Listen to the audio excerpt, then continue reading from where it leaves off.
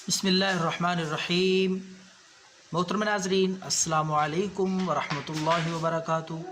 آپ کا خادم، آپ کا بھائی حکیم حافظ کفایت اللہ آپ سے مخاطب ہے اور ایک بہت ہی قیمتی ویڈیو لے کر، قیمتی نسخہ لے کر آپ کے لیے۔ یہ نسخہ ہے میدے کے السر کے لیے۔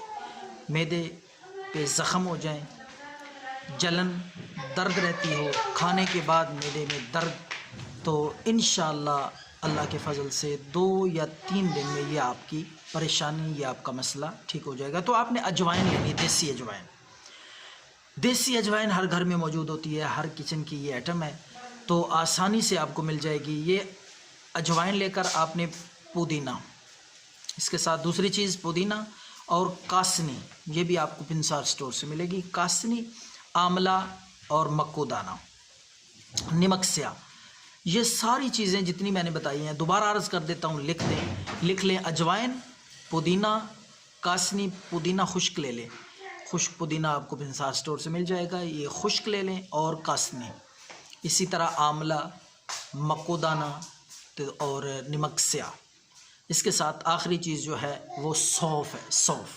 یہ ساری چیزیں آپ نے 3 تولہ، یعنی ہم وزن، زیادہ یا کم بھی آپ کر سکتے ہیں، 3 تولہ یہ ساری چیزیں لے لیں ہم وزن برابر مقدار میں۔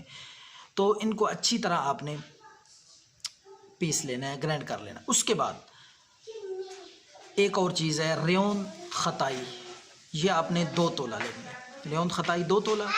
اس طرح چھلکا اسب گول، چھلکا اسب گول یہ آپ نے 5 تولہ لینا ہے۔ یہ الگ الگ پیسنے ہیں بعد میں، وہ چیزیں پہلے جو بتائی ہیں وہ الگ پیسنی ہیں، یہ بعد میں الگ پیس کے الگ الگ صفوف بنائیں۔ پھر ان کو مکس کرنا ہے آپس میں اچھی طرح۔ یہ ساری چیزیں جو پہلے میں نے بتائی ہیں، جن کی مقدار 3 تولہ بتائی ہے، اور یہ 2 چیزیں جو میں نے بعد میں بتائی ہیں، ریون خطائی 2 تولہ اور چھلکا اسب گول 5 تولہ، پھر ساری چیزیں آپس میں مکس کریں، یکجان ہو جائیں، ملائیں اچھی طرح۔ تو ان کو مکس کر کے محفوظ کر لیں کسی ڈبے میں۔